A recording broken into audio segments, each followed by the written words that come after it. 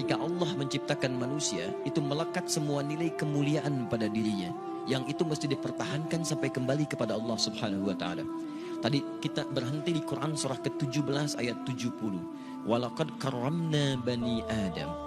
Sungguh kami telah muliakan semua anak cucu Adam. Mulia. Dan ketika disebut mulia, itu melekat pada seluruh anggota tubuh kita.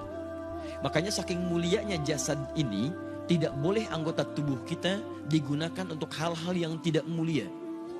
Misal, saya sering tanyakan pada teman-teman, apa fungsi mata? Kebanyakan orang mengatakan untuk melihat. Beda.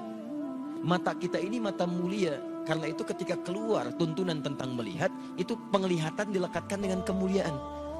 Kalau cuma melihat, hewan pun melihat. Dan tidak layak membandingkan mata hewan dengan mata kita.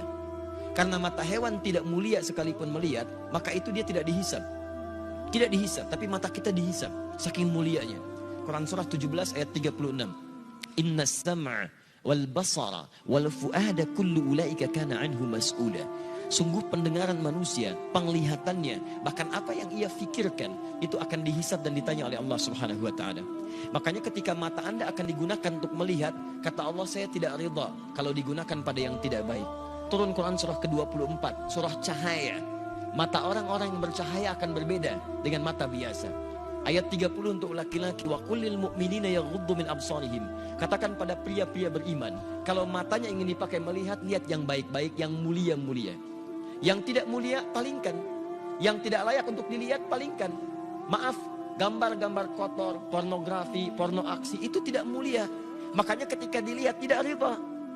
Allah tidak ridha, tanda Allah tidak ridha, hati kita pun merasa gelisah dan bersalah di dalamnya.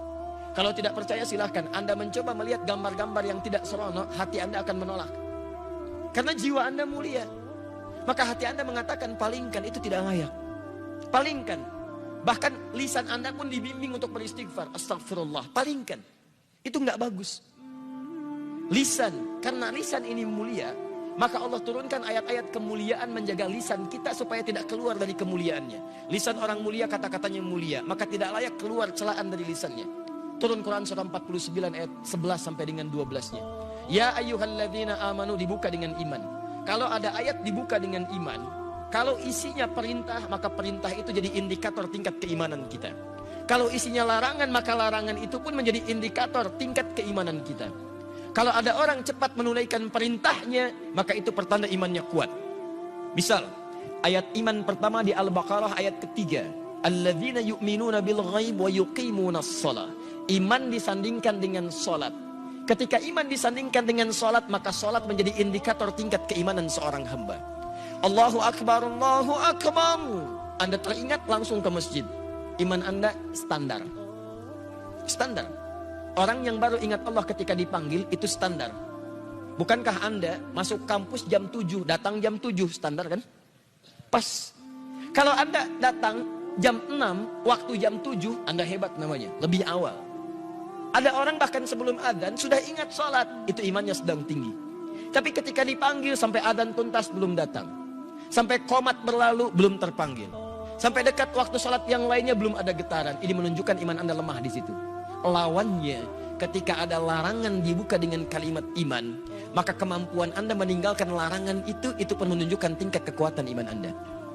Ya ayyuhalladzina amanu la yaskhar qaumin qaum. Hei orang-orang beriman, jangan saling mencela.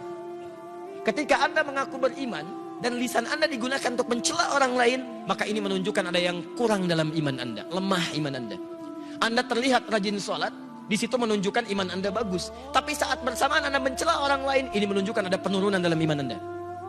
Karena ibadah ritual akan nampak dalam nilai-nilai sosial dalam bentuk akhlak.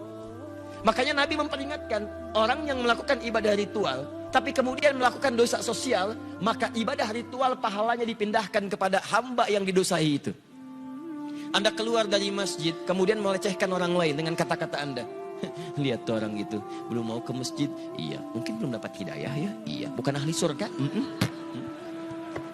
Itu sholat Anda, pahalanya pindah kepada orang tadi. Tu'khadhu hadza min hasanati di hadis Muslim, wa tu'khadhu min hadza min hasanati. Diambil pahala ini dipindahkan kepada orang yang dicela. Anda katakan, alhamdulillah Ustaz, saya tidak seperti yang dibicarakan itu. Insya Allah tidak seperti orang-orang itu tuh Ustaz. Membicarakan orang lain aja pekerjaannya sama. Sama. Makanya ketika Allah turunkan larangan mencela, itu untuk menjaga kemuliaan kita. Supaya kita tidak dihinakan oleh orang lain. Karena orang-orang yang hatinya hina yang akan mengeluarkan kata-kata terhina. Nah, kita itu diciptakan mulia. Jadi ketika lisan Anda mencela, Anda sedang menurunkan kemuliaan Anda di mata Allah Subhanahu wa taala. Catat itu baik-baik. Nah, sekarang persoalannya, ketika Allah muliakan Anda, justru Anda menyandingkan kemuliaan itu dengan hewan yang jauh statusnya. Maka ini merendahkan kemudian ketetapan Allah Subhanahu wa taala, itu yang sangat berbahaya. Itu yang paling bahaya. Yang layak kemudian diturunkan statusnya bahkan lebih daripada hewan, itu hanya orang-orang yang tidak mau mendekat kepada Allah Subhanahu wa taala. Sampai turun Quran surah ke-7 Al-A'raf ayat 179. Walaqad dhara'na li jahannama katsiran minal jinni wal ins lahum qulubun la yafqahuna biha wa lahum a'yunun la yubsiruna biha wa lahum adhanun la yasma'una biha ulaika kal an'am bal hum adall. Allah hanya membuat perumpamaan menyandingkan manusia sama dengan hewan, bahkan di bawah hewan ketika semua fungsi tubuhnya tidak mau menerima hidayah Allah Subhanahu wa taala. Diajak untuk mendapatkan kebaikan, akalnya sulit menerima.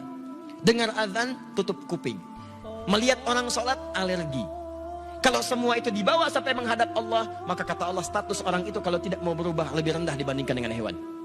Lebih rendah.